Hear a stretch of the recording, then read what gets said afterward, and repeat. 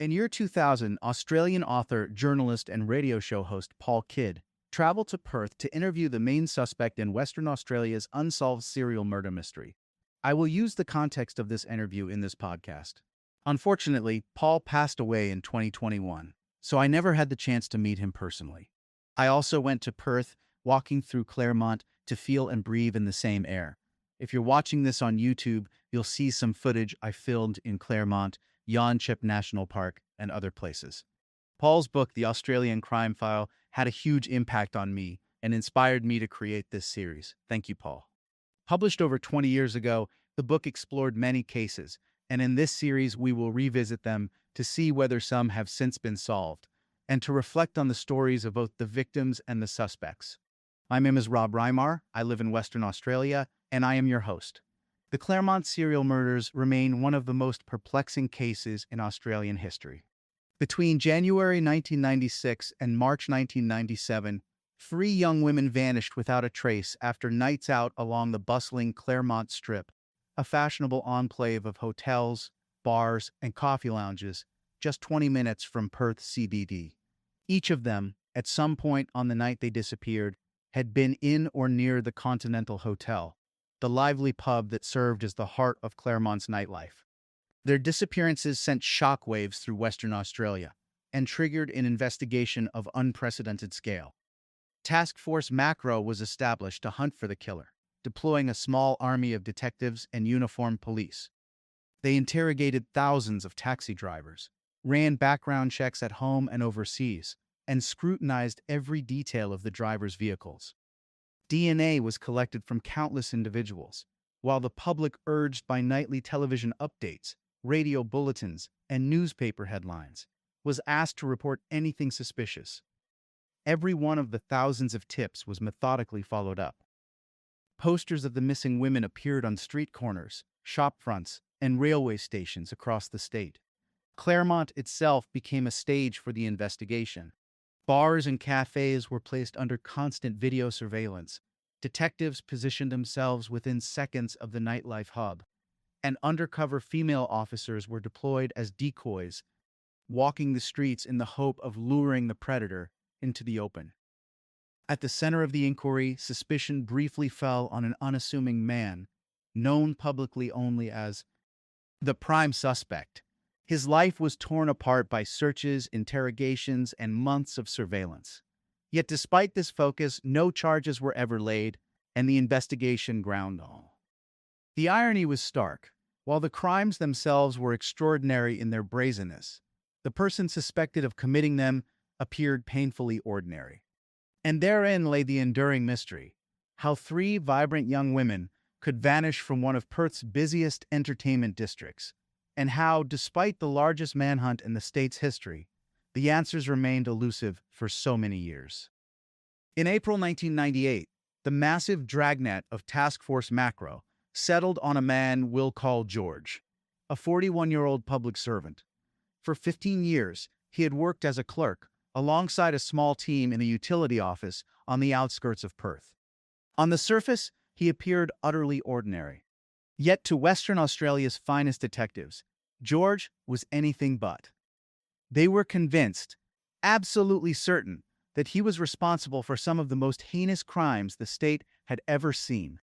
Acting on that belief, police subjected him to relentless and highly visible surveillance, watching his every move in the hope that the pressure would break him. But despite the scrutiny, despite the constant shadowing, George did not crack. At George's workplace, it was clear his colleagues knew visitors were coming. As he emerged from his desk and crossed the office to greet me at reception, his co-workers offered polite but guarded nods. He greeted me warmly, then led the way to a large conference room with a long table and a scattering of chairs. He carried himself with ease, seemingly untroubled by the situation. Yet the open doorway told another story. Staff drifted past again and again, casting glances inside, not at me, but at George. It was as if they were quietly checking that he was all right, that he wasn't under pressure. Their concern was palpable. Whatever police suspected, his colleagues clearly did not believe they were sharing space with a killer. They liked him, trusted him, and wanted to shield him. Within their company, He seemed at ease, almost cocooned in their familiarity. Physically, there was little about George that stood out. Of average height and build, with slightly prominent eyes and thinning wavy hair clipped short in a near-basin cut, he was the picture of ordinariness.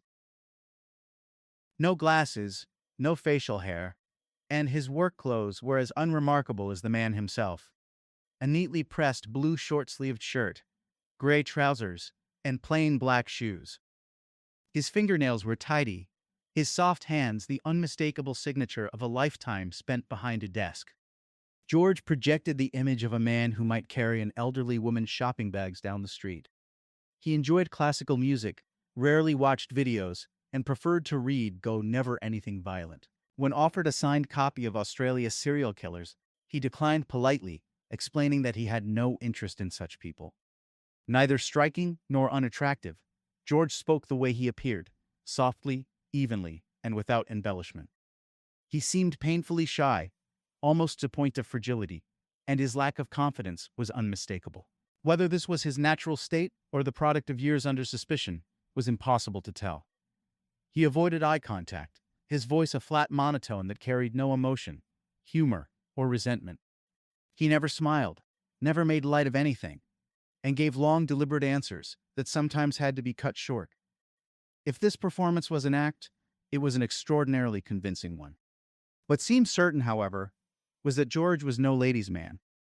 It was difficult to imagine any woman choosing to leave a bar with him, or willingly stepping into his car, no matter how late the hour or how much she had been drinking. The backdrop to George's ordeal was the Claremont Murders, the most infamous mystery in Western Australia's history. It began in the early hours of Saturday, 27 January 1996. 18-year-old office assistant Sarah Spires left Club Bayview in Claremont around 2 a.m., intending to catch a taxi. She was last seen at a nearby phone booth. From there, she vanished. Her body has never been found. On the night of 8 June 1996, 23-year-old childcare worker Jane Rimmer spent her evening at the Continental Hotel on Bayview Terrace. Just after midnight, she was last seen outside the venue, likely waiting for a taxi. 2 months later, her naked body was discovered in bushland at Wellard, 35 kilometers south of Perth. The third disappearance occurred close to midnight on 14th of March 1997. After celebrating St. Patrick's Day with friends, 27-year-old solicitor Ciara Glennon left the Continental Hotel and was last spotted trying to hail a cab along Stirling Highway. 20 days later, her semi-naked body was found in scrub near Yanchep National Park, 40 kilometers north of Perth. The brutality of the crime stood in stark contrast to the man under suspicion. George lived quietly with his retired parents in a modest white brick and tile bungalow in Cottesloe. One of 5 children, he had never married. His only relationship had been brief, 7 months in high school, more than 2 decades earlier. He admitted that shyness had always been his downfall. Approaching women was difficult, he said, and conversation with strangers nearly impossible. Alcohol once compounded his troubles. During the 1980s, he drank heavily, eventually losing his license after 2 convictions for drink driving. By 1995, however, he had given up drinking altogether. He regained his license the following year, and by then no longer drank or smoked at all. George passed his driving test on 22 January 1996 and claimed he did not collect his new Hyundai until 30 January, 3 days after Sarah Spires vanished. According to him, he had no access to a car before that date. For years, George had also battled clinical depression. It grew so severe that by July 1996, he took nearly a year off work. At the time, he was living alone in a small apartment in North Cottesloe, before eventually moving back in with his parents in September 1998. When asked about alibis, George could not provide any. No dinners with friends, no theater outings, no witnesses who could place him anywhere specific on the nights the young women disappeared. He admitted his life revolved around home and work, and that on those nights he would almost certainly have been alone at home. On 5 April 1998, at 3 a.m., police swooped. They stopped George's white Hyundai sedan as it cruised along the Claremont Strip and took him to Duford Street headquarters for questioning. What he did not know was that he had been under surveillance for months. Detectives had logged his car circling the area again and again, sometimes up to 30 passes a night. He was even seen trailing women on the strip, women who, unbeknownst to him, were undercover police decoys. On one occasion, in late 1997, he even gave a young woman a lift. She asked about a bus, he told her there were none running, and he drove her to Mosman Park, dropping her exactly where she had requested. To him, it was harmless. To police, it was suspicious. The net closed tighter. George's car was impounded. His parents' home searched. His belongings, clothes, books, computer, confiscated. He gave urine and hair samples, but refused to sit through another videotaped interrogation after enduring 13 hours the first time. He later said he had to miss work simply to buy new clothes, since police had taken nearly everything he owned. Rumors of a knife in his possession circulated, but when pressed, George described it as nothing more than a folding nail file on his keyring, a blade barely 4 centimeters long. Weeks later, police picked him up again at his workplace. The interrogation grew harsher. Detectives hammered him with questions about his car's movements, why he had stopped in certain places. At one point, they placed photographs of the victims on his body and demanded he reveal the whereabouts of Sarah Spires. He told them he had no idea.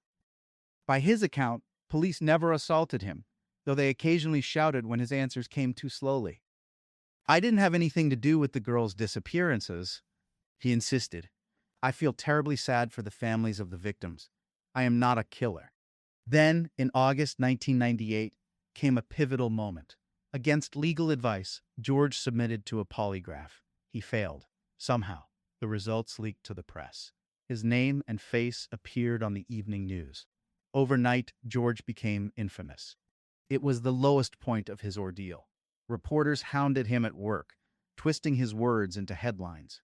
Police surveillance grew more aggressive, trailing him even during his lunch breaks. Eventually, worn down and exposed, George abandoned his flat and retreated to the safety of his parents' home in Cottesloe. Curiously, George never lodged complaints of harassment or sought legal restraint against the surveillance that had shattered him for so long. He seemed to believe that even if the visible scrutiny ended, police would continue covertly. Better, in his mind, not to stir the waters.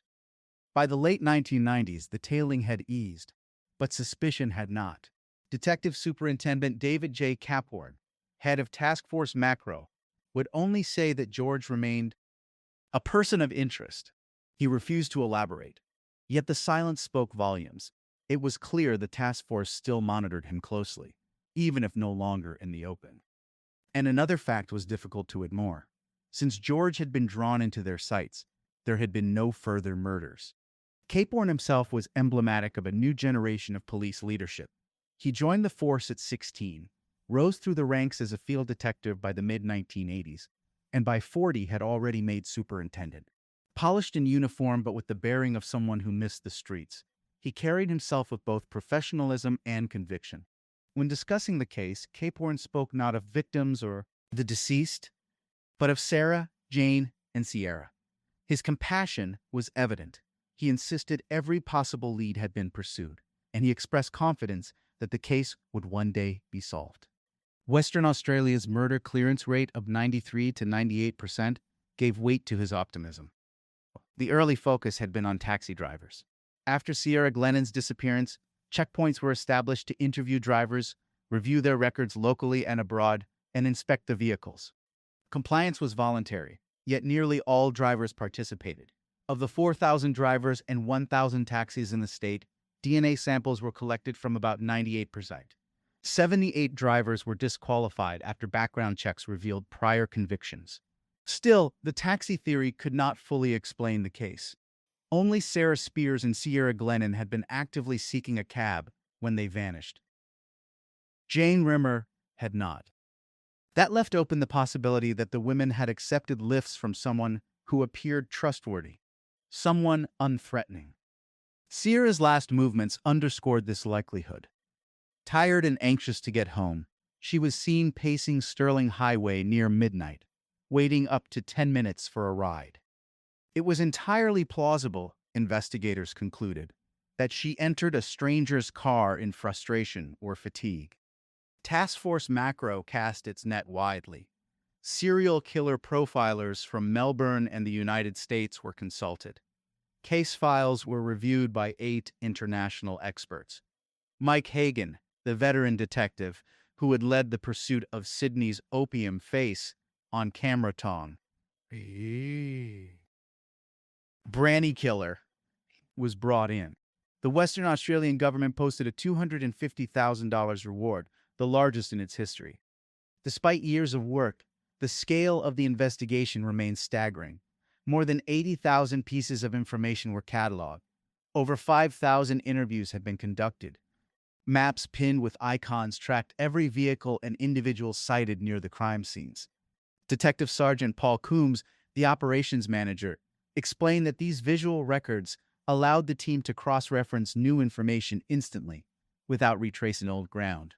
Cap Horn acknowledged the enormity of the challenge. Somewhere out there was a living witness, yet despite all their efforts, they had not found one. Beyond George, several other suspects remained under scrutiny. And while the disappearances of women such as Sarah Lee Davey in Broome in 1996 and Lisa Jane Brown in Perth in 1998 bore similarities, investigators believe they were likely unrelated, though nothing could be ruled out. The mystery endured, haunting Perth, the detectives who pursued it, and the families of Sarah, Jane, and Ciara. When it came to the most haunting questions about the injuries inflicted on the women, whether they were sexually assaulted, mutilated, or whether any DNA tied them to their killer, the trail abruptly ended. Investigators would not speak. It was as though a wall had been built around those details, impenetrable to outsiders. What little they were willing to share pointed to a calculated predator. Detectives believed the offender was almost certainly male, acting alone, and careful never to place himself at high risk. They also revealed that Jane Rimmer and Ciara Glennon had not been killed where their bodies were eventually discovered. The question loomed, would the killer strike again? Police conceded there were several explanations for the murders having stopped. Perhaps the offender was dead. Perhaps he was in prison for an unrelated crime. Perhaps he remained under close surveillance. Whatever the reason, the killings had ceased, but not the unease. This was an offender, they said, who demonstrated an unnerving degree of self-control. Beyond that, the investigation was shrouded in silence. Detectives held back the darkest truths, bound by secrecy. Whispers hinted at desecration, but there were no solid rumors, no leaks, nothing that could pierce the veil. And so the central question lingered. Where did George fit in? He remained a person of interest, but even to those who studied the case closely, he seemed an unlikely candidate for serial murder. He had no history of abuse, violence, or cruelty. No broken childhood, no sexual offenses, no arson, no pattern of escalating crime.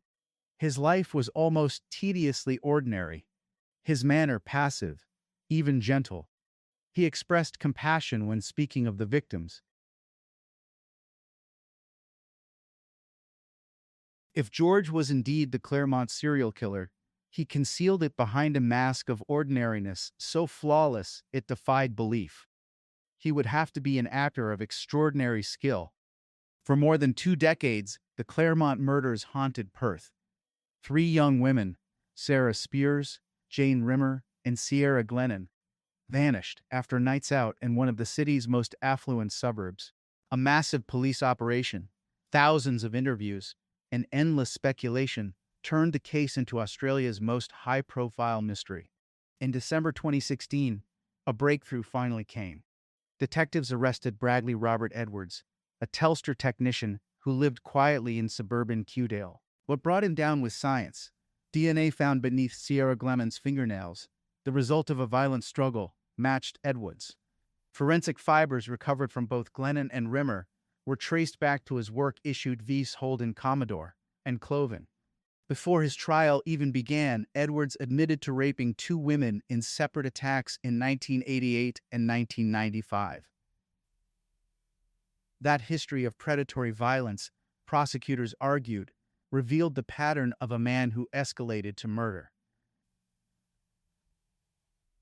The trial, which began in late 2019, became known as Western Australia's trial of the century. Over 7 months and 95 hearing days, the Supreme Court heard from more than 200 witnesses and examined almost 3,000 exhibits. Families of the victims endured every session. Members of the public lined up. Members of the public leads their 7-foot and meet, and members of the live court needs their 7-foot. In September 2020, Justice Stephen Hall delivered his verdict. Edwards, then 51, was found guilty of murdering Jane Rimmer and Sierra Glennon. He had abducted them from Claremont, driven them to remote bushland, and stabbed them in the neck before hiding their bodies beneath vegetation. Both women bore defensive wounds, evidence of desperate attempts to fight back. But Edwards was acquitted of the murder of Sarah Spires. Despite the weight of circumstantial evidence, her body was never found, and Justice Hall ruled that guilt could not be proven beyond reasonable doubt. The propensity evidence makes it more likely that the accused was the killer of Miss Spires.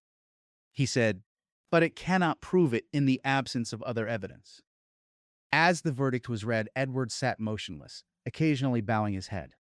Outside court, emotions overflowed. Jane Rimmer's sister Lee told reporters, "We got the result we wanted. Now we just have to keep working for the Spires family to help find Sarah." Premier Mark McGowan spoke for the state. "What happened to these young women changed our state." Police Commissioner Chris Dawson praised the strength of the families and described Edwards bluntly. Bradley Edwards can now be called for what he is, a brutal rapist and a murderer. In the end, more than 700 officers had worked on the case, and Western Australia had endured its longest, most expensive murder trial. Yet even with Edwards convicted, the mystery is not fully closed. Sarah Spires remains missing. Her family and the city of Perth still wait for answers.